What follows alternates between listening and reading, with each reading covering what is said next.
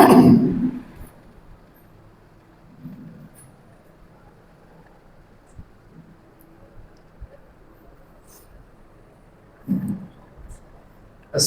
عليكم ورحمة الله وبركاته.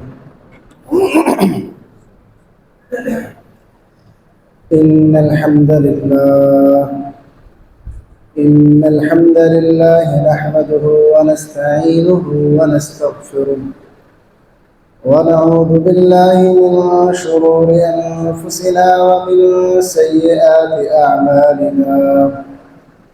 من يهده الله فلا مضل له ومن يضلل فلا هادي له، وأشهد أن لا إله إلا الله وحده لا شريك له، وأشهد أن محمدا عبده ورسوله. اللهم صل على محمد وعلى آل محمد كما صليت على إبراهيم وعلى آل إبراهيم إنك حميد مجيد. اللهم بارك على محمد وعلى آل محمد كما باركت على إبراهيم وعلى آل إبراهيم إنك حميد مجيد. أعوذ بالله السميع العليم من الشيطان الرجيم من همزه ونفخه ونفثه. بسم الله الرحمن الرحيم. يا أيها الناس اتقوا ربكم الذي خلقكم من نفس واحدة وخلق منها زوجها وبث منهما رجالا كثيرا ونساء، واتقوا الله الذي تساءلون به والأرحام إن الله كان عليكم رقيبا. يا أيها الذين آمنوا اتقوا الله حق تقاته ولا تموتن إلا وأنتم مسلمون. يا أيها الذين آمنوا اتقوا الله وقولوا قولا سديدا يصلح لكم أعمالكم ويغفر لكم ذنوبكم، ومن يطع الله ورسوله فقد فاز فوزا عظيما. أما بعد، فإن خير الحديث كتاب الله، وخير الهدي هدي محمد صلى الله عليه وسلم، وشر الأمور محدثاتها، وكل محدثة بدعة، وكل بدعة ضلالة، وكل ضلالة في النار. قال الله تعالى في القرآن المجيد: قل يا أهل الكتاب تعالوا إلى كلمة سواء بيننا وبينكم ألا نعبد إلا الله ولا نشرك به شيئا ولا يتخذ بعضنا بعضا أربابا من دون الله فإن تولوا فقولوا اشهدوا بأننا مسلمون। कह दीजिए कि अहले किताब आओ ऐसी बात की तरफ जो तुम्हारे और हमारे दरमियान बराबर और मुत्तफ़िका है, ये कि हम उस अल्लाह के अलावा किसी दूसरे की इबादत न करें और हम उसके साथ किसी को शरीक न ठहराएं, और हमारा बाज़ को अल्लाह के सिवा रब न बनाए। फिर अगर वो फिर जाएं तो तुम कहोगे गवाह हो जाओ कि बेशक हम फरमाबरदार हैं, मुसलमान हैं। मोहतरम भाइयों, इस आयत करीमा में कई एक बातें अल्लाह ताला ने बयान की हैं, जिनमें से एक बात ये है, इख्तिलाफ को ख़त्म करने का तरीक़ा ये है कि ऐसी बातों की तरफ लोगों को सबसे पहले इकट्ठा किया जाना चाहिए जो बातें दोनों फ़रीक़ों के दरमियान इत्तिफ़ाक़ वाली हों। कुल या अहल किताब तालौ इला कलिमतिन सवाइन बैनना व बैनकुम, अहले किताब ऐसे कलमे की तरफ आओ जो हमारे और तुम्हारे दरमियान मुत्तफ़िक़ा है, बराबर है। आज का खुतबा जुमा हज़रत फ़ातिमा रज़ी अल्लाह ताला अन्हा के बारे में है। तो मेरी कोशिश ये होती है कि सहाबा किराम के फ़ज़ाइल में ऐसी बातें बयान की जाएं जो दोनों अतराफ़ में दोनों तरफ के लोग जिसको मानने वाले हैं।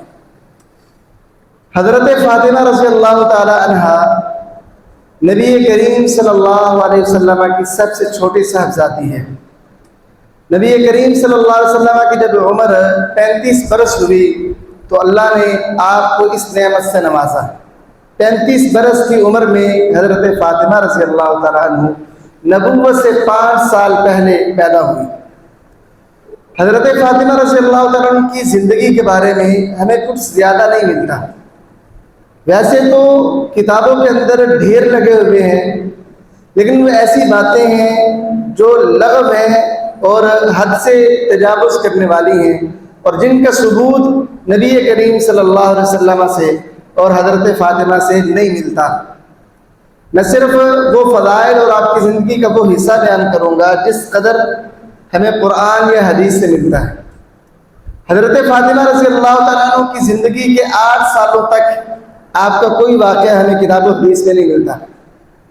حضرت فاطمہ کی زندگی کا پہلا واقعہ جو ہمیں حدیث رسول کے اندر ملتا ہے صحیح البخاری کے اندر، اور جب آپ کی عمر 8 سے 9 برس ہوئی، پہلا واقعہ تب ملتا ہے، تب ہمیں حضرت فاطمہ نبی کریم صلی اللہ علیہ وسلم کا دفاع کرتی نظر آتی ہے۔ صحیح البخاری کے اندر حضرت عبداللہ بن مسعود رضی اللہ تعالیٰ عنہ کی حدیث ہے، فرماتے ہیں کہ نبی کریم صلی اللہ علیہ وسلم بیت اللہ کے اندر نماز پڑھ رہے تھے۔ ابو جہل اس کے رفقا بھی وہاں بیٹھے تھے کہ ابو جہل کہنے لگا کہ کون ہے جو کہ کل اونٹنی ذبح ہوئی ہے بنو فلاں قبیلے میں، وہاں سے اس اونٹنی کی بچے کی جھلی لے کے آئے، بعض روایتوں میں آتا ہے کہ اوجڑی لے کے آئے۔ تو ایک بدبخت عقبہ بن ابی معیط بدبخت جو جنگ بدر میں مقتول قتل ہوا، وہ کھڑا ہوا، کہنے لگا میں جاؤں گا، میں لے کے آؤں گا۔ وہ گیا، وہ لے کے آیا۔ رسول کریم صلی اللہ علیہ وسلم جب سجدے میں گئے تو اس بدبخت نے آپ کے کندھوں پر وہ ڈال دی۔ اب وہ اس قدر بھاری تھی کہ نبی کریم صلی اللہ علیہ وسلم سجدے سے سر نہیں اٹھا پا رہے تھے۔ عبداللہ بن مسعود یہ چرواہے تھے اور ابھی چھوٹے تھے اور کمزور تھے کافی، تو کہتے ہیں کہ کاش اس وقت میرے پاس طاقت ہوتی تو میں آپ سے وہ بوجھ ہٹا دیتا، لیکن میرے پاس طاقت ہی نہ تھی۔ تو کسی نے جا کر نبی کریم صلی اللہ علیہ وسلم کے گھر پر اطلاع کی کہ نبی کریم صلی اللہ علیہ وسلم کے ساتھ مشرکین مکہ نے یہ سلوک کیا ہے۔ حضرت فاطمہ، حدیث رسول کے لفظ ہے جاءت فاطمہ وہی جویریہ، حضرت فاطمہ رضی اللہ تعالیٰ عنہ آئی اور ابھی وہ کم سن بچی تھی، ابھی وہ جوان بھی نہیں ہوئی تھی، 8 سے 9 برس عمر تھی، کیونکہ یہ واقعہ نبوت کے 4 سال کا ہے۔ 3 سال تک نبی کریم صلی اللہ علیہ وسلم نے خفیہ دعوت دی ہے جس میں مشرکین مکہ نے آپ پر کوئی ظلم نہیں کیا۔ 3 سال کے بعد جب آپ نے اپنی دعوت کو اعلانیہ کیا ہے نا، تب مشرکین مکہ نے آپ پر ظلم کے پہاڑ توڑے۔ تو یہ 4 سال نبوت کی بات ہے۔ تو حضرت فاطمہ آئی رضی اللہ تعالی عنہ، نبی کریم صلی اللہ علیہ وسلم سے وہ جو غلاظت تھی وہ ہٹانے لگی، اور ساتھ ساتھ مشرکین مکہ کے سرداروں کو للکار کر برا بھلا کہنے لگی۔ عمر کیا ہے؟ 8 سے 9 برس، اور کن کو برا بھلا کہہ رہی ہے؟ سامنے کھڑے مکے کے اپنے آپ کو معزز کہلوانے والے سردار، ان سے مخاطب ہے حضرت فاطمہ رضی اللہ تعالیٰ عنہ۔ الغرض نبی کریم صلی اللہ علیہ وسلم نے نماز ختم کی اور آپ نے مشرکین مکہ کو 3 مرتبہ ان کے لیے بد دعا کی، اللہم علیک بقریش، اللہم علیک بقریش، اللہم علیک بقریش، اللہ ان قریشیوں کو پکڑ لے، ان پر عذاب نازل فرما۔ پھر آپ نے 7 لوگوں کا نام لیا اور ان کے لیے بد دعا فرمائی، ابو جہل کے لیے، عتبہ کے لیے، شیبہ کے لیے، ولید کے لیے، امیہ کے لیے، عقبہ بن ابی معیط کے لیے، اور ایک عمارہ آدمی تھا اس کے لیے۔ حضرت عبداللہ بن مسعود کہتے ہیں میں نے جنگ بدر میں ان 7 کو قتل ہوا پایا، اور بدر کے گندے کنووں اور اندھے کنووں میں ان کی لاشوں کو ڈال دیا گیا۔ تو یہ پہلا موقع ہے جب ہمیں حضرت فاطمہ رضی اللہ تعالیٰ عنہ کا ذکر ملتا ہے حدیث کے اندر کہ وہ 8 سے 9 برس کی عمر میں نبی کریم صلی اللہ علیہ وسلم کے دفاع میں پیش ہوا کرتی تھی۔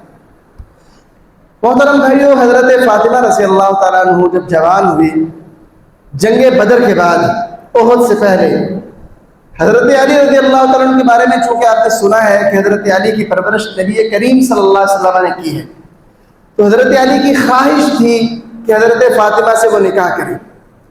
اور اس خواہش کا ان کی لونڈی کو بھی علم تھا۔ تو جب حضرت فاطمہ کچھ جوانی کی عمر کو پہنچی تو وہ لونڈی آ کر بتانے لگی کہ حضرت فاطمہ کے بارے میں رشتے آنے شروع ہو گئے ہیں۔ حضرت علی کہتے ہیں کہ میں سوچتا کہ میرے پاس تو کچھ ہے نہیں، میں کیا کروں؟ ارادہ میرا تھا، چاہت میری تھی کہ میرے رسول اللہ صلی اللہ علیہ وسلم کے گھرانے کے ساتھ تعلق مزید مضبوط ہو، لیکن میرے پاس تھا کچھ نہیں۔ تو کہتے ہیں اردت ان اخطب الى رسول اللہ صلی اللہ علیہ وسلم ابنتہ، میں نے ارادہ کیا کہ نبی کریم صلی اللہ علیہ وسلم سے ان کی بیٹی کا ہاتھ مانگ لوں، لیکن پھر میں اپنے آپ سے کہتا مالی من شیء فکیف، کچھ ہے نہیں تیرے پاس، کیسے مانگے گا آپ کی بیٹی کا ہاتھ؟ کہتے پھر مجھے یاد آتا ثم ذکرت صلتہ وعائدتہ، پھر مجھے یاد آتا کہ اللہ کے رسول نے مجھ پر بڑی صلہ رحمی کی ہے، اللہ کے رسول کے تو احسانات ہی مجھ پر بڑے ہیں، بچپن سے میری پرورش کی ہے اور آج تک میرے کفیل ہیں، تو آپ کے احسانات بڑے ہیں مجھ پر، تو آپ مجھ پر مہربانی کریں گے۔ فخطبتها الیہ، تو میں نے ہمت کر کے رسول کریم سے آپ کی بیٹی کا ہاتھ مانگ ہی لیا۔ تو آپ نے مجھ سے پہلا سوال یہ کیا، اے علی هل لک من شیء، دینے کے لیے کچھ ہے تیرے پاس؟ حق مہر دینے کے لیے، حق مہر دینے کے لیے کچھ ہے تیرے پاس؟ یہ سوال نہیں کیا۔ گھر ہے، یہ سوال نہیں کیا۔ گھر کا ساز و سامان ہے، یہ سوال نہیں کیا۔ کماتے کیا ہو؟ اتنا پوچھا حق مہر دینے کے لیے کچھ ہے؟ کہا نہیں اللہ کے رسول وہ بھی نہیں ہے۔ کہا فَأَيْنَ دِرْعُكَ الْحُطَمِيَّةُ الَّتِي أَعْطَيْتُكَ يَوْمَ كَذَا وَكَذَا، وہ حطمی زرہ کہاں ہے جو میں نے فلاں دن تمہیں دی تھی؟ کہا وہ زرہ تو میرے پاس ہی ہے۔ کہا فَأَعْطِنِيهَا، وہی زرہ دے دو اپنی بیوی کو حق مہر میں۔ کہا فَأَعْطَيْتُهَا إِيَّاهُ، اللہ کے رسول میں نے وہی دے دی۔ رسول کریم نے اسی بات پر اپنی بیٹی فاطمہ کی شادی کر دی۔ کائنات میں کسی کو اس قدر اپنی بیٹی سے محبت نہیں ہو سکتی جس قدر نبی کریم صلی اللہ علیہ وسلم کو اپنی بیٹی فاطمہ سے محبت تھی۔ لیکن نبی کریم صلی اللہ علیہ وسلم نے چناؤ کیسا کیا؟ آپ نے یہ نہیں دیکھا کہ علی رضی اللہ عنہ کے پاس مال ہے، گھر ہے، کمائی کیا ہے، کماتے کیا ہے۔ آپ نے حضرت علی کا کردار دیکھا ہے، حضرت علی کی نیکی دیکھی ہے، اللہ کے لیے مر مٹنا دیکھا ہے، رسول اللہ پر فدا ہو جانا دیکھا ہے، اور اسی بات پر اپنی بیٹی کا رشتہ دیکھا۔ اور آج کے دور میں بھی وہ رشتے جو دین کی بنیاد پر قائم ہوتے ہیں بڑے مضبوط ہوتے ہیں، اور جو رشتے مال و دولت کی بنیاد پر قائم ہوتے ہیں وہ کچے دھاگے کی مانند ہوتے ہیں کہ ابھی ٹوٹے کہ ابھی ٹوٹے۔ اس لیے دین اسلام کے اندر ہمیں تعلیم بھی یہی دی گئی ہے کہ یہ جو رشتے ہیں بیٹیوں کے یا بیٹوں کے، یہ رشتے دین کی بنیاد پر ہونے چاہیے۔ نبی کریم صلی اللہ علیہ وسلم نے فرمایا تنکح المرأة لأربع، عورت سے 4 وجوہات کی بنا پر شادی کی جاتی ہے، لمالها ولحسبها ولجمالها ولدینها، عورت کے مال کی وجہ سے، اس کی خوبصورتی کی وجہ سے، اس کے دین کی وجہ سے، اس کے خاندان کی وجہ سے۔ فاظفر بذات الدین، دین والی عورت کے ساتھ کامیاب ہو رہا۔ تعلیم کیا ہے، تربیت کیا کی گئی ہے کہ شادی کرنی ہو لڑکا بھی لڑکی ایسی دیکھے جو دیندار ہو، اور لڑکی بھی ایسا خامن ڈھونڈے لڑکی کا والد جو بندہ دیندار ہو۔ اگر دیندار نہیں ہے، دنیا دار ہے، اللہ کا منکر ہے، رسول اللہ کا نافرمان ہے، یاد رکھو وہ رشتے نبھے گے نہیں، نبھ بھی گئے نا تو ساری زندگی آپس میں پریشانیاں، مشکلیں، تکلیفیں رہیں گی۔ اگر خوشی کے ساتھ ہی بسر ہو گئی نا تو اس زندگی میں اللہ کی فرما برداری نہیں ہوگی، رسول اللہ کی فرما برداری ہوگی، بظاہر خوشی ہوگی لیکن حقیقت میں اخروی خوشی نہیں رہے گی، آخرت کی زندگی برباد ہو جائے گی۔ اور اس کی وجہ یہ ہے، عموماً سننے میں آتا ہے جی ہم نے شادی کی ہے، جو ہماری بیٹی کا شوہر ہے بڑا وہ خیال کرتا ہے، اس کا نمازیں نہیں پڑھتا، وہ دیندار نہیں، لیکن خیال بڑا کرتا ہے ہماری بیٹی کا۔ محترم بھائیو، یہ خیال کس قدر ہے؟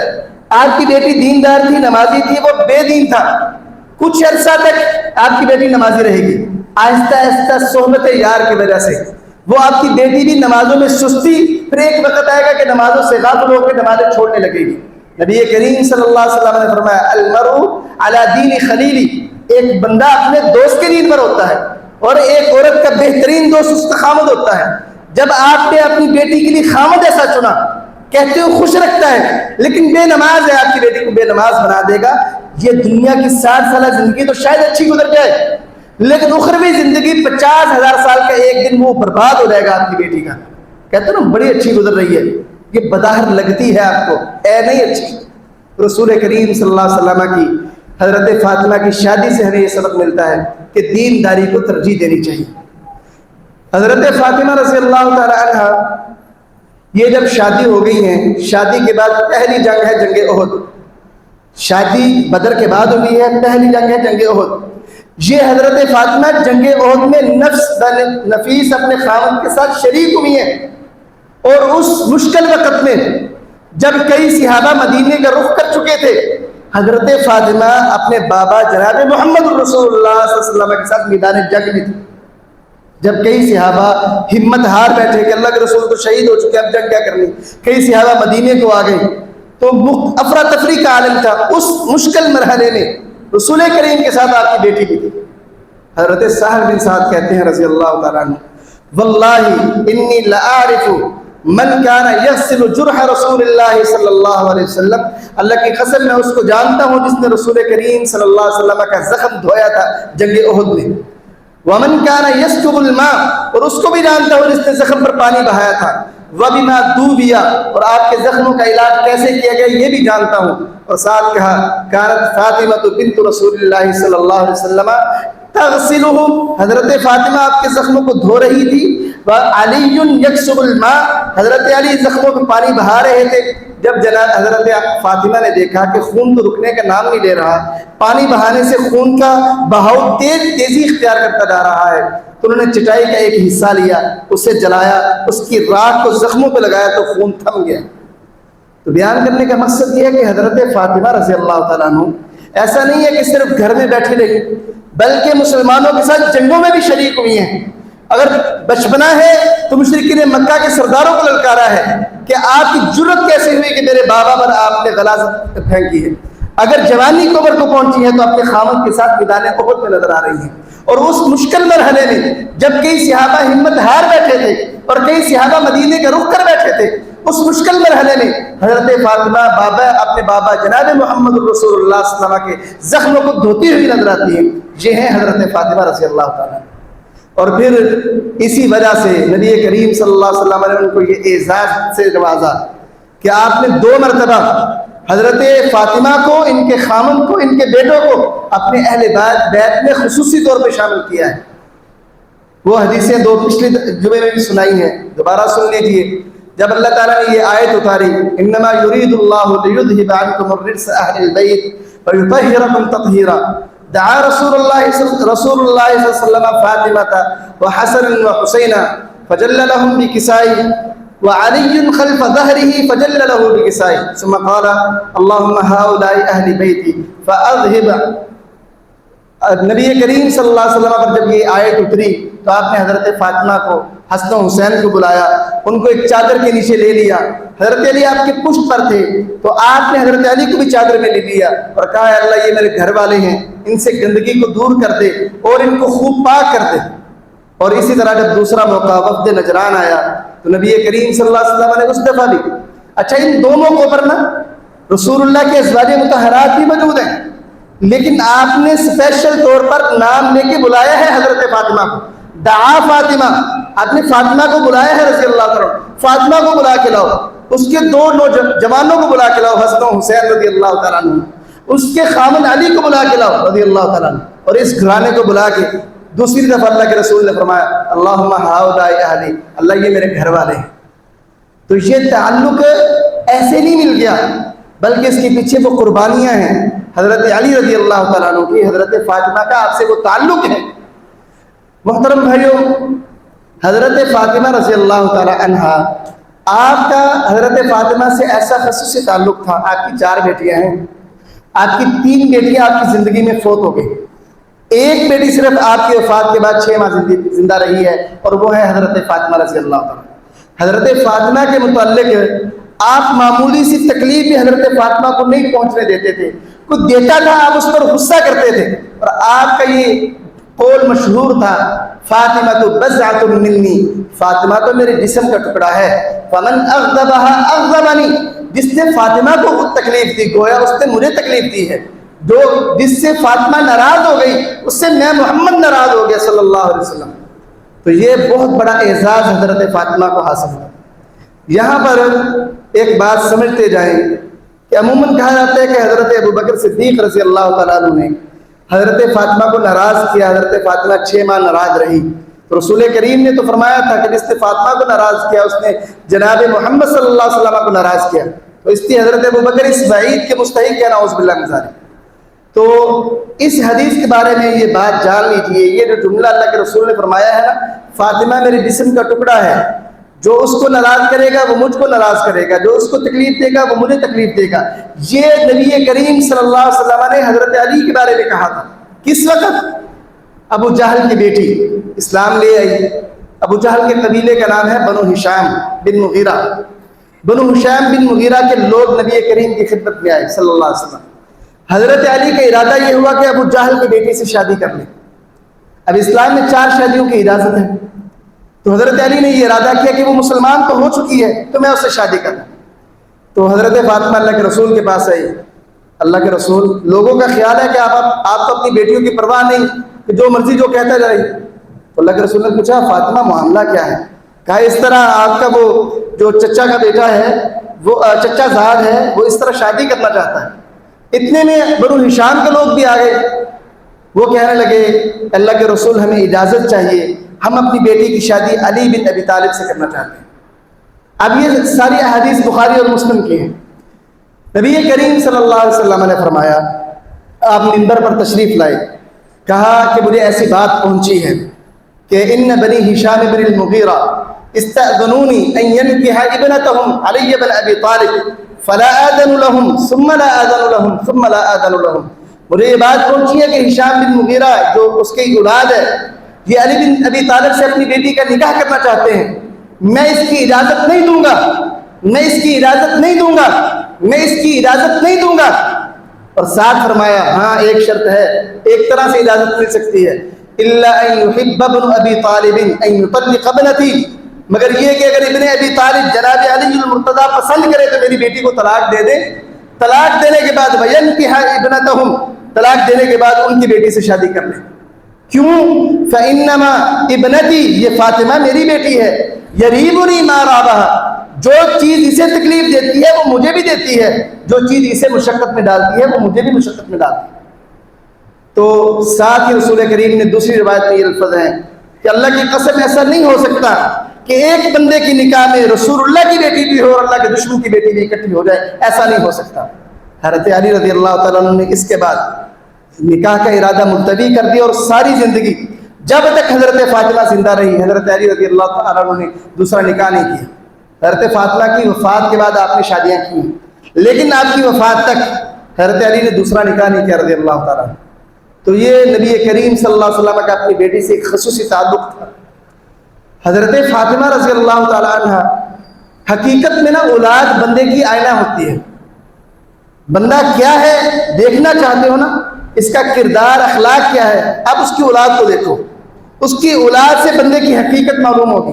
ایک بندہ بظاہر بڑا حاجی معلوم ہوتا ہے نا، اس کی اولاد دیکھو کیسی ہے، اس کی اولاد سے پتہ چلے گا کہ یہ بندہ حقیقت میں اندر سے کیا ہے۔ بظاہر آپ کو حاجی دکھنے والا، ایسا نہیں ہو سکتا کہ بندہ متقی مومن پرہیزگار ہو اور وہ اپنی اولاد کی تربیت میں کبھی کوتاہی کرنے لگے، کیونکہ متقی بندہ جہاں پر اپنی آخرت کی فکر کرتا ہے اس سے زیادہ وہ اپنی اولاد کی آخرت کی فکر کرتا ہے اور سنوارتا ہے۔ نبی کریم صلی اللہ علیہ وسلم نے جو تربیت کی تھی نا اپنی اولاد کی، وہ تربیت آپ کی اولاد میں نظر آتی تھی۔ ہماری عائشہ بیان کرتی ہیں رضی اللہ تعالیٰ عنہ، ما رأيت احدا اشبه سمتا ودلا وهديا برسول الله صلی اللہ علیہ وسلم في قيامها وقعودها من فاطمة بنت رسول اللہ صلی اللہ علیہ وسلم۔ میں نے اس قدر مشابہت رسول کریم صلی اللہ علیہ وسلم کے ساتھ کسی کی نہیں دیکھی، عادات و اطوار میں، سیرت و کردار میں، اٹھنے بیٹھنے میں، جس قدر مشابہت حضرت فاطمہ کی اللہ کے رسول کے ساتھ۔ آپ کی عادتیں اپنے بابا سے ملتی، آپ کا کردار اپنے بابا جیسا، آپ کا اخلاق اپنے بابا جیسا، آپ کا بیٹھنا اپنے بابا جیسا، آپ کا اٹھنا آپ کے بابا جیسا۔ یہ تربیت تھی نبی کریم صلی اللہ علیہ وسلم کی کہ ایک ایک چیز رسول اللہ صلی اللہ علیہ وسلم کو اٹھنا بھی حضرت فاطمہ نے اپنایا رضی اللہ تعالیٰ عنہ، آپ کا بیٹھنا بھی حضرت فاطمہ نے اپنایا۔ اور دوسری حدیث کے اندر یہ لفظ بھی ہے، ہماری عائشہ فرماتی ہے، ما رأيت احدا اشبه کلاما حدیثا برسول اللہ صلی اللہ علیہ وسلم من فاطمہ، گفتگو کے اعتبار سے اس قدر مشاہدت رسول کریم کے ساتھ میں نے کسی کی نہیں دیکھی جتنی حضرت فاطمہ کی تھی. جیسے رسول کریم عمدہ اور اچھی گفتگو کیا کرتے تھے، حضرت فاطمہ رضی اللہ تعالیٰ عنہ بھی ویسی عمدہ اور اچھی گفتگو کیا کرتی تھی. اور سب سے زیادہ مشابہ کلام رسول کریم کے حضرت فاطمہ کا ہوا کرتا تھا. تو حضرت فاطمہ رسول کریم صلی اللہ علیہ وسلم کی کیونکہ ہر کام کو، ہر چیز کو کاپی کرنے والی تھی. آپ جیسے کرتے حضرت فاطمہ اپنا لیتی. اور اسی وجہ سے پھر حضرت فاطمہ کا رسول کریم بڑا خیال کیا کرتے تھے. اور اس قدر پیار تھا کہ حضرت فاطمہ جب آتی نا تو اما جی عائشہ کہتی ہیں نا الگ ہی انداز ہوتا. یہ نہیں تھا کہ حضرت فاطمہ بہت دور رہتی تھی. یہ رسول اللہ کا حجرہ ہے، ساتھ ہی حضرت فاطمہ کا حجرہ ہے. کوئی لمبا چوڑا فاصلہ نہیں تھا دونوں گھروں میں، ساتھ ساتھ گھر تھے. لیکن دیکھو نا ساتھ ساتھ گھروں تو بیٹی تو روزہ رہتی ہے ملنے. حضرت فاطمہ آتی تھی، رسول اللہ کا خوشی سے عالم کیا ہوتا تھا. رسول اللہ کی حالت یہ ہوتی تھی جب حضرت فاطمہ آتی نا اقام الیہا، آپ کھڑے ہو جاتے حضرت فاطمہ کی طرف، کھڑے ہو کر چل کے جاتے. قبلہا، آپ بوسہ دیتے. رحب بہا، آپ ساتھ کہتے بیٹی خوش آمدید ہو. ثم اخذ بیدہا، ساتھ اپنی بیٹی کا ہاتھ پکڑ لیتے. ثم اجلس فی مجلسی، پھر جہاں آپ بیٹھتے تھے نا اپنی نشست پر بیٹی کو بٹھاتے. اور ایسا نہیں کہ رسول کریم ایسے کرتے تھے. ماں جی فاطمہ کہتی ہیں حضرت فاطمہ بھی ایسے کرتی تھی. جب رسول کریم ان کے گھر تشریف لے جاتے نا تو ماں جی حضرت فاطمہ رضی اللہ تعالیٰ عنہ کھڑی ہوتی، نبی کریم کا بوسہ لیتی، خوش آمدید کہتی اور ساتھ اپنے بٹھاتی.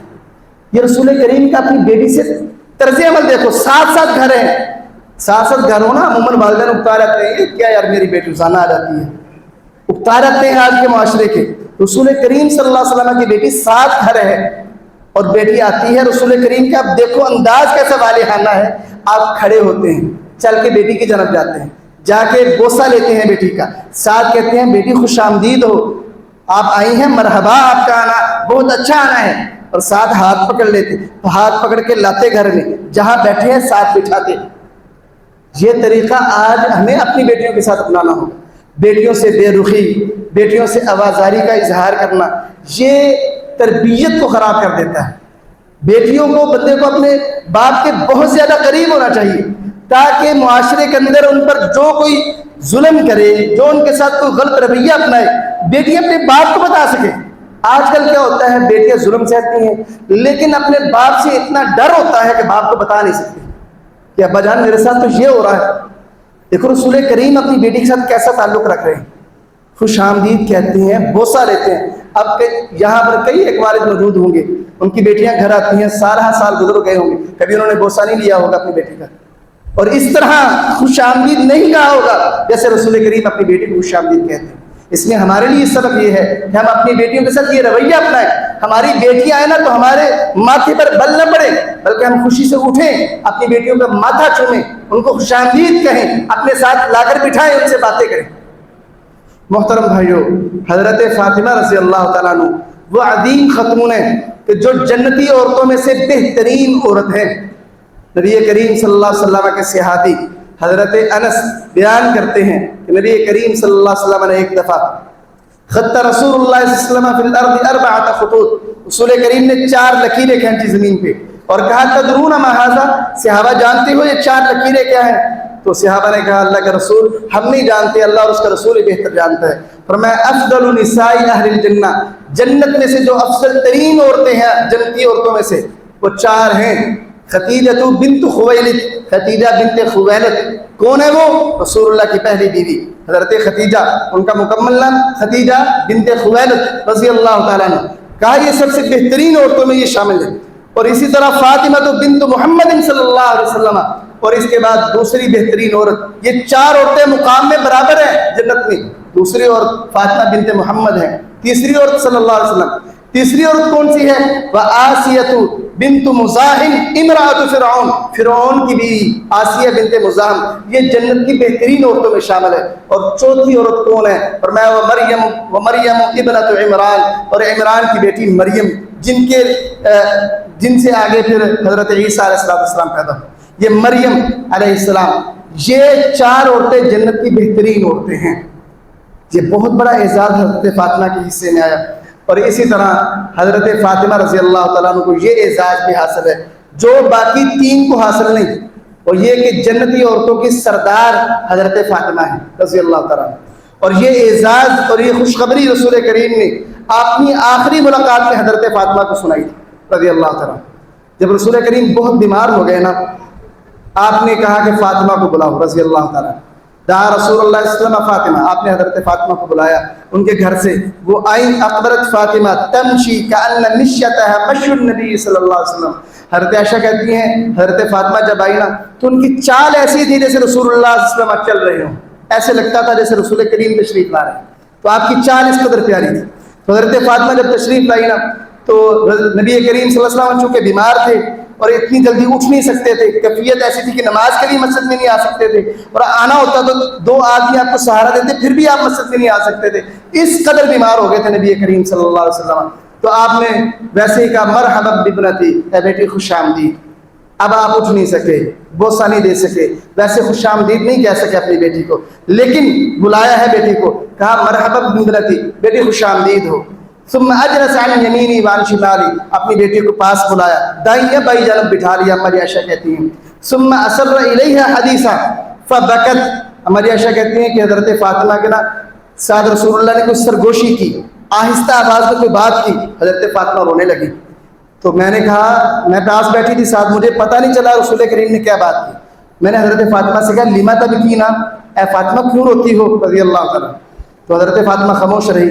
تو رسول کریم نے پھر سرگوشی کی، آہستہ سے بات کی. ثم اسر الیہا حدیثا، حضرت فاطمہ سے دوبارہ آپ نے سرگوشی کی. فضاحکت، حضرت فاطمہ ہنس پڑی. تو جب بات مکمل ہو چکی ہماری عائشہ کہتی ہیں کہ اس قدر خوشی کے ساتھ غم ملا ہوا میں نے کبھی نہیں دیکھا کہ بندہ پہلے غمگین اور ساتھ ہی خوش ہو جائے. اتنی جلدی یہ معاملہ جس دن جیسا اس دن ہوا ویسا کبھی نہیں دیکھا. تو میں نے فاطمہ رضی اللہ تعالیٰ عنہ سے پوچھا اے فاطمہ کیا بات کی ہے نبی کریم صلی اللہ علیہ وسلم. تو حضرت فاطمہ کہنے لگی ما کنت لافشی سر رسول اللہ صلی اللہ علیہ وسلم، میں نبی کریم صلی اللہ علیہ وسلم کا راز ظاہر نہیں کرنے والی. تو جب نبی کریم صلی اللہ علیہ وسلم فوت ہو گئے تو ہماری عائشہ نے حضرت فاطمہ سے دوبارہ پوچھا کہ آخری وقت نبی کریم نے آپ سے کچھ بات کی تھی جس پر آپ روئی تھی پھر ہنس پڑی تھی، وہ بات کیا ہے؟ تو حضرت فاطمہ نے کہا چونکہ حضرت محمد صلی اللہ علیہ وسلم اب اس دنیا سے رخصت ہو چکے ہیں اس لیے میں وہ بات اب بتا سکتی ہوں. بات یہ تھی کہ نبی کریم نے سرگوشی کی اسر الی ان جبریل کان یعارض القرآن کل سنۃ مرہ، کہ جبریل امین علیہ الصلوۃ والسلام ہر سال میرے ساتھ قرآن کے ایک مرتبہ دور کیا کرتے تھے. وعارضنی عام، اور اس سال نبی کریم صلی اللہ علیہ وسلم نے حضرت جبریل نے میرے ساتھ 2 مرتبہ قرآن کا دور کیا ہے. تو نبی کریم ان سے کہنے لگے ولا اراہ الا اجل حضر اجلی، میرا نہیں خیال کہ محترم بھائیوں جمعے کے دوران ادھر ادھر توجہ نہیں کرنی چاہیے. وہ بھائی ہیں انتظام ہے کہ وہ چلا لیں گے، اب سارا مجمع ادھر دیکھ رہا ہے کبھی ادھر دیکھ رہا ہے. جمعے کے اندر اتنی بات کہہ دینا کسی کو خاموش ہو جاؤ، اس سے جمعے کا اجر ضائع رہتا ہے. پھر جمعے کے اندر تنکا ایک سائڈ پہ کر دینے سے جمعے کا یہ اس طرف بہار کے بھی ادھر یہ جمعے کے آداب کے ہی خلاف ہے. پہلے بھی ایسے ہوتا ہے کہ کبھی دوران جمعہ انتظامیہ کے لوگ کوئی چیز چلانے لگے تو سارے بھائی ادھر دیکھنے لگے. یہ کوئی انوکھی چیز تو نہیں ہے نا بھائی، وہ ایسی ہی چلانے لگے. آپ نے بھی دیکھے، آپ کے گھروں میں بھی ہوں گے. جمعے کے دوران توجہ رکھا کریں. آپ کی توجہ ادھر ہوتی ہے، خطیب کی توجہ بھی اس سے ہٹتی ہے. اب دیکھو میں نبی کریم صلی اللہ علیہ وسلم کے فرامین سنا رہا ہوں، کیا اس سے بڑھ کر بھی کوئی بات ہو سکتی ہے کہ اللہ کے رسول کے فرمان ہو؟ میرا خیال ہے کہ جمعے کے دوران توجہ خطیب کی جانب ہونی چاہیے. یا تو یہ ہونا کہ ہم کس سے کہانیاں سنا رہے ہیں تو ٹھیک ہے آپ ادھر دیکھیں یا ادھر دیکھیں، ہم تو رسول اللہ کے فرامین سنا رہے ہیں صلی اللہ علیہ وسلم. اور ان فرامین کے لیے میرا خیال ہے کہ ان کی ادب یہ ہے ان فرامین کو سننے کا کہ پوری توجہ اور انہماک سے ان کو سنا دیں.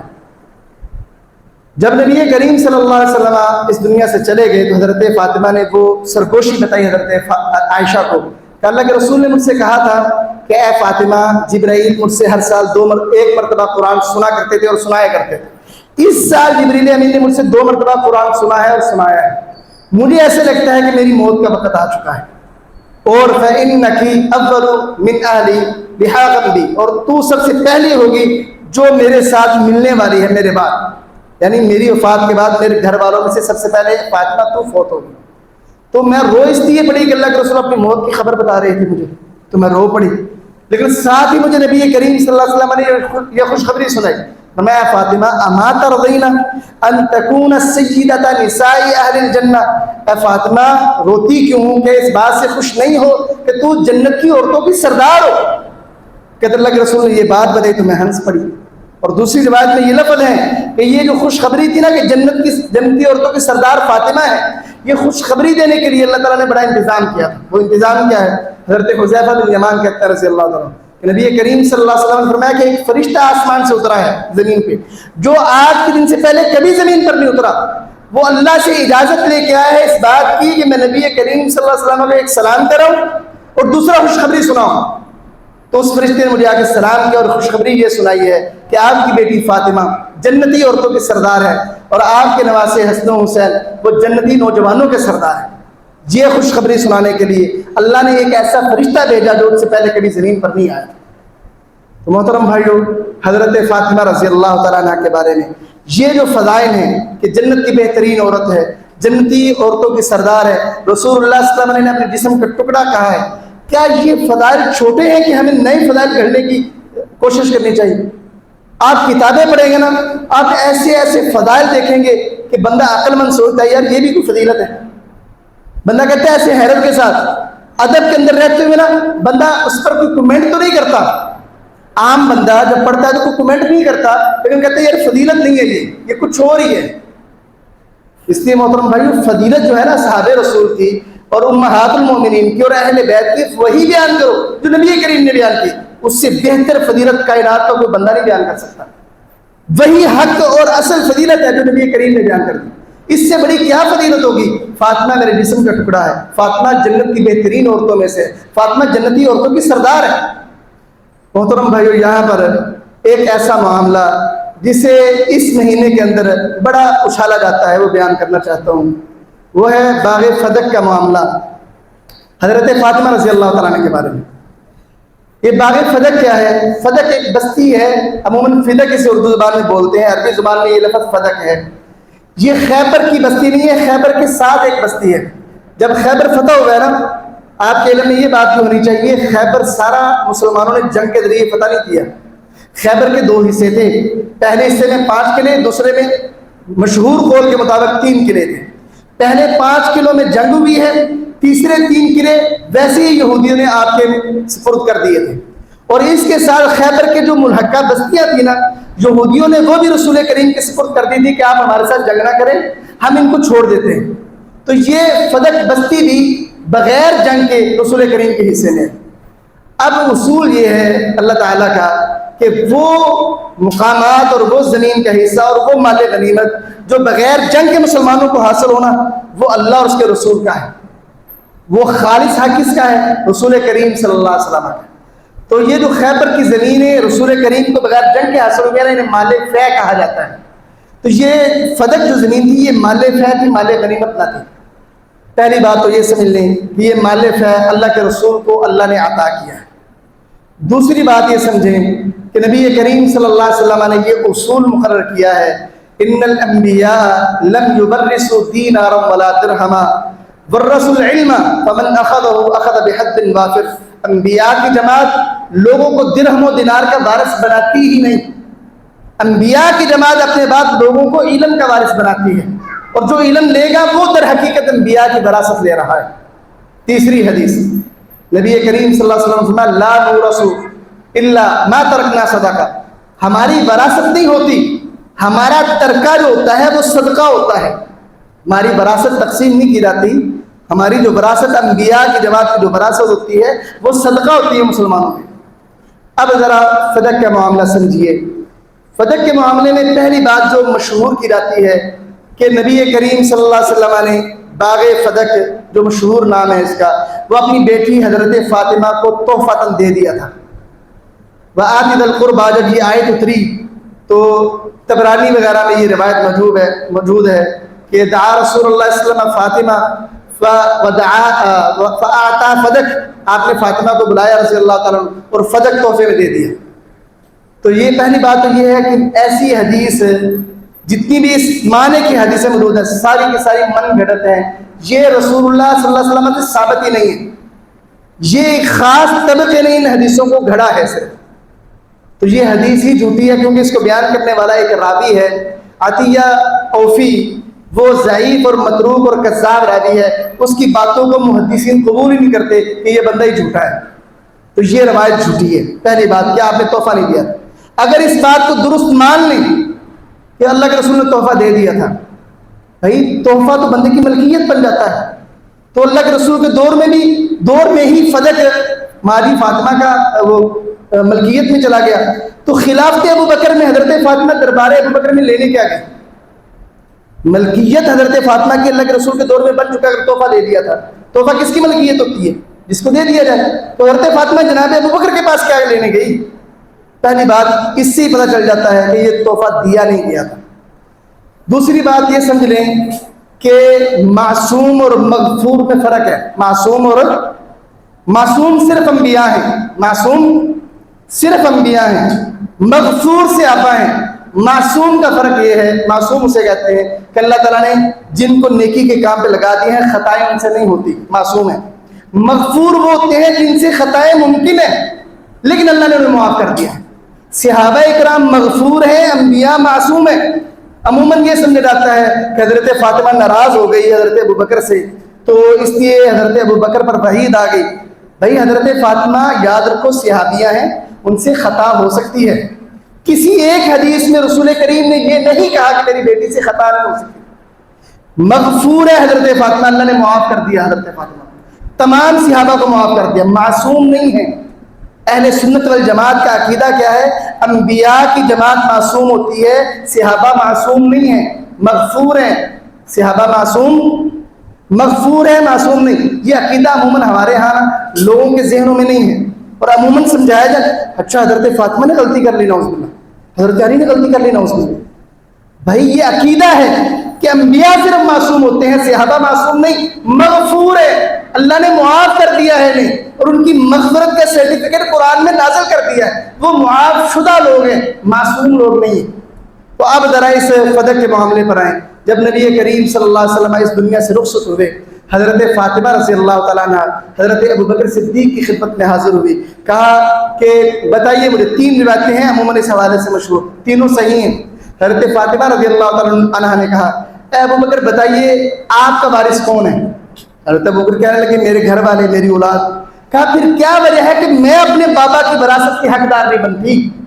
جب آپ کی وراثت کی حقدار تو آپ کی اولاد ہے، تم کیا وجہ ہے کہ میں اپنے بابا جناب محمد رسول اللہ صلی اللہ علیہ وسلم کی وراثت کی حقدار میں کیوں نہیں بنتی؟ حضرت ابو بکر کہنے لگے اے فاطمہ رضی اللہ تعالیٰ عنہ، بات یہ ہے کہ نبی کریم صلی اللہ علیہ وسلم نے فرمایا تھا ہم انبیاء کی جماعت کی وراثت نہیں ہوتی، ہم جو چھوڑ جائیں وہ صدقہ ہوتا ہے۔ اچھا یہ حدیث جب حضرت فاطمہ کو حضرت ابو بکر نے بتائی نا، حضرت عمر نے اس کی تصدیق کی، کہا میں نے بھی نبی کریم صلی اللہ علیہ وسلم سے سنا ہے کہ نبی کریم نے فرمایا تھا انبیاء کی جماعت جو چھوڑ جائے وہ صدقہ ہوتا ہے، وراثت نہیں ہوتی۔ اچھا اب آگے الفاظ کیا ہیں حدیث کے کہ حضرت فاطمہ ناراض ہو گئی، صحیح بخاری میں ناراض ہو گئی، اور اپنی وفات تک حضرت ابو بکر سے انہوں نے بات نہیں کی، حدیث میں لکھے ہوئے ہیں۔ لیکن عموماً چونکہ عام عوام کو حدیث کا علم نہیں ہے، حدیث کی اقسام کا علم نہیں ہے، تو اس لیے وہ سمجھتے ہیں کہ یہ بھی حدیث کے لفظ ہے۔ انشاءاللہ میرا یہ ارادہ ہے کہ آئندہ مہینے یا اس سے اگلے مہینے حدیث پر 1-2 جمعے پڑھاؤں تاکہ عوام الناس کو علم ہو کہ حدیث کی اقسام کیا ہے۔ حدیث کی ایک قسم ہے مدرج۔ مدرج کیا ہوتی ہے کہ ایک راوی حدیث بیان کرتا ہے کہ فلانے صحابی نے یہ حدیث بیان کی، حدیث بیان کرتے کرتے درمیان میں وہ اپنی طرف سے کوئی بات کر جاتا ہے، وہ بات ہوتی ہے حدیث کی وضاحت میں ہے لیکن وہ ہوتی ہے اس راوی کی بات ہے، صحابی کی نہیں، اسے کہتے ہیں مدرج الفاظ۔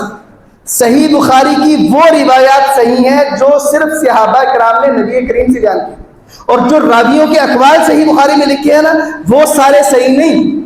اب یہ جو حدیث صحیح بخاری میں نا، اس کے یہ جو الفاظ ہے کہ حضرت فاطمہ ناراض ہو گئی، 6 مہینے ناراض رہی، یہ الفاظ ہیں امام زہری رحمہ اللہ کے، جو کہ پیدا ہوئے ہیں 54 ہجری میں، جبکہ حضرت فاطمہ فوت ہو گئی تھی تقریباً 11 ہجری میں۔ اب ایک بندہ، ایک راوی جو پیدا 54 ہجری میں ہو رہا ہے، اور وہ یہ بھی بات نہیں بیان کر رہا ہے کہ یہ چیز مجھے کہاں سے پتہ چلی، یہ بھی نہیں بتا رہا، تو وہ یہ کہتے ہیں کہ حضرت فاطمہ ناراض ہو گئی۔ میرا ایمان یہ ہے، میں یہ سوچتا ہوں کہ حضرت فاطمہ نے حدیث کا انکار نہیں کیا، حضرت ابوبکر نے بیان کی کہ اللہ کے رسول کی حدیث ہے، حضرت فاطمہ نے انکار نہیں کیا، کیا رسول اللہ کے فرمان پر حضرت فاطمہ یہ رد عمل دیتی؟ یہ امام زہری کا قول ہے جو صحیح بخاری میں لکھا ہوا ہے، حدیث کا حصہ نہیں ہے، یہ یاد رکھو۔ دوسری بات، جہاں پر حضرت فاطمہ آئی نا اسی وقت 2 سے 3 منٹ صبر کیجیے گا، یہ مسئلہ بڑا اہم ہے، اسی وقت ازواج مطہرات نے حضرت عثمان غنی کو بھیجنے کا ارادہ کیا حضرت ابوبکر کے پاس کہ ہم بیویاں ہیں، جہاں بیٹی کا وراثت میں حصہ ہے 8واں حصہ ہمارا ہے، ہمارا ہی حصہ لے کر دیں۔ اب ازواج مطہرات نے حضرت، یہ بھی صحیح بخاری میں ہے 4034 نمبر حدیث، تو اماں جی عائشہ نے حضرت امہات المومنین سے کہا، او اللہ کی بندیوں، اللہ سے ڈرتی نہیں ہو؟ کیا تمہیں علم نہیں ہے کہ جو انبیاء چھوڑ جائیں وہ وراثت نہیں بنتی، وہ صدقہ ہوتی ہے؟ تو امہات المومنین وہیں رک گئی۔ پھر ساتھ ہی اماں جی عائشہ نے کہا، یاد رکھو وہ وراثت تو نہیں بنے گی، لیکن اہل بیت کا اور آل رسول کا خرچہ اسی مال سے چلے گا۔ یہ باغ فتح اماں جی عائشہ کو ملا نہیں، لیکن اماں جی فاطمہ کو ملا نہیں۔ حضرت فاطمہ، حضرت علی کا گھرانہ، اہل بیت کا خرچہ اسی سے چلتا رہا۔ اور حضرت عمر نے اپنے دور میں یہ باغ فتح دے بھی حضرت علی کو دیا تھا، اور حضرت علی نے اس بات پر قسم اٹھائی تھی کہ میں اس کو تقسیم نہیں کروں گا، اس کو میں اہل بیت کے اندر خرچ کروں گا، لیکن یہ کسی کے وراثت نہیں بنے گی۔ حضرت علی، صحیح بخاری کی روایت، حضرت علی کے بعد ان کے بیٹے حسن کے پاس یہ باغ فتح گیا ہے، حسن کے بعد حسین ابن علی کے پاس یہ باغ فتح گیا ہے، حسین کے بعد علی بن حسین اور حسن بن حسن، حسن اور حسین کے بیٹوں کے پاس یہ باغ فتح گیا ہے، ان کے بعد ان کی اولاد میں زید بن حسن کے پاس یہ باغ گیا ہے۔ کسی نے بھی اس بات کو تقسیم نہیں کیا وراثت میں۔ آل بیت، آل رسول کا، اہل بیت کا خرچہ تو اسی سے چلتا تھا، لیکن یہ وراثت نہیں بنا۔ امام جعفر صادق سے صحیح سند سے ان سے پوچھا گیا، بتائیے جب علی رضی اللہ تعالیٰ عنہ خلیفہ بنے تو انہوں نے اہل بیت کے حصوں کو کیسے تقسیم کیا، اس باغ کی تقسیم کیسے ہوگی؟ کہا، سلک بہ واللہ طریق ابی بکر و عمر، اللہ کی قسم جیسے ابو بکر عمر نے تقسیم کیا تھا، جو معاملہ کیا تھا، حضرت علی نے بھی ویسے کیا۔ اگر مجرم حضرت ابو بکر ہے نا، پھر حضرت علی کو بھی مجرم گردانا، کیونکہ امام جعفر صادق نے قسم اٹھائی ہے کہ جو معاملہ باغ فتح کے معاملے میں حضرت ابو بکر نے کیا تھا نا، جناب علی المرتضیٰ نے بھی یہ کیا۔ اور صحیح بخاری کے اندر یہ لفظ ہے، حضرت عمر نے کہا، علی میں تمہیں قسم دیتا ہوں، کیا تم نے یہ بات رسول اللہ سے نہیں سنی کہ انبیاء جو چھوڑ جائیں وہ وراثت نہیں بنتی، وہ صدقہ ہوتا ہے؟ حضرت عباس اور حضرت علی نے کہا، ہم یہ بات جانتے ہیں رسول اللہ نے کی تھی۔ تو میرا خیال ہے کہ رسول کریم کے فرمان واضح ہیں، حضرت فاطمہ نے دوبارہ مطالبہ نہیں کیا، جو اس بات کی دلیل ہے کہ حضرت فاطمہ نے اس حدیث پر ایمان لے آئی۔